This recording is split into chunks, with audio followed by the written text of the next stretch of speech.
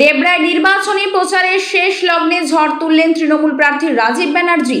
আর হাতে গোনা মাত্র কয়েকদিন, তারপরেই 2026-এ প্রথম দফার বিধানসভা নির্বাচন।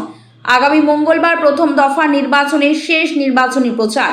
আজ রবিবার ডেবরা ব্লক তৃণমূল কংগ্রেসের সভাপতি প্রদীপ করের নেতৃত্বে প্রচারে ঝড় তুললেন তৃণমূল প্রার্থী রাজীব বন্দ্যোপাধ্যায়। ডেবরার চন্দনপুর থেকে রাধামোহনপুর পর্যন্ত প্রায় 1000 তৃণমূল কর্মী সমর্থকদের নিয়ে বর্ণাঢ্য মিছিল করে পথ চলতি মানুষের সাথে জনসংযোগ সারেন প্রার্থী রাজীব বন্দ্যোপাধ্যায়। কখনো হাত নেড়ে বা কখনো হাত জড়ো করে মানুষকে নমস্কার জানানোর পাশাপাশি আসন্ন নির্বাচনে জোড়া ফুল প্রতীকে ভোট দেওয়ার আবেদন জানায়। রাজীববাবু পদযাত্রা শেষে রাধামোহনপুর বাজারে বক্তব্য রাখতে গিয়ে বিরোধীদের বহিরাগত ইস্যুকে কটাক্ষ করে বলেন, আমি কথা নয় কাজে বিশ্বাসী। ডেবরার মানুষ আমাকে আশীর্বাদ করলে কাজ দিয়ে তা প্রমাণ করব। আমাদের প্রিয় প্রার্থী রাজীব বন্দ্যোপাধ্যায় আমাদের মধ্যে এসে উপস্থিত হয়েছেন।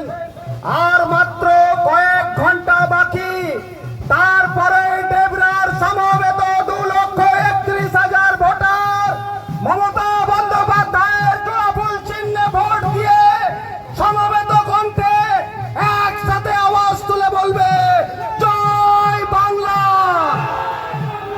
জয় বাংলা, জয় বাংলা। আমাদের প্রিয় প্রার্থী আপনাদের কাছে উপস্থিত হয়েছেন ভোট ভিক্ষা করতে। তাই সর্বস্তরের মানুষের কাছে আবেদন, ঘাসের উপর জোড়া ফুল চিহ্নে ভোট দিয়ে বিপুল ভোটে জয়যুক্ত করুন। নির্বাচন তার হাতে গোনা মাত্র কয়েকদিন, তারপরেই কিন্তু 2026-এর যে বিধানসভা নির্বাচন, সেই বিধানসভা নির্বাচন ইতিমধ্যে বিধানসভা নির্বাচনকে প্রাথমিক যোগ করে বিভিন্ন রাজনৈতিক দল তার নির্বাচন প্রচারে হারিয়ে বিধানসভা একবারে প্রচারের শেষ লগ্নে প্রচারে ঝড় তুলছেন বিধানসভার যিনি প্রার্থী তৃণমূল প্রার্থী রাজীব বন্দ্যোপাধ্যায়।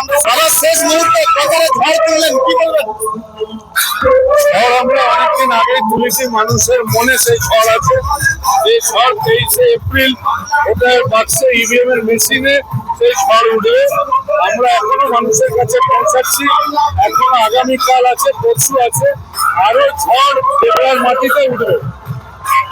নির্বাচনের রেজাল্ট আশা করছেন না, প্রত্যাশা কি নির্বাচনের কত রেজাল্টের কি আশা করছেন? দেখুন, আমরা জয় নিয়ে কোনোভাবে কিছু ভাবছি না। আমরা আমাদের ব্যবধান করবো ঐতিহাসিক দল আরো বাড়ে সেই চিন্তা।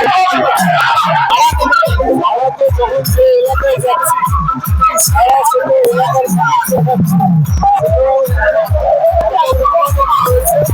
এটা আশা করি 23শে এপ্রিল হয়ে যাবে।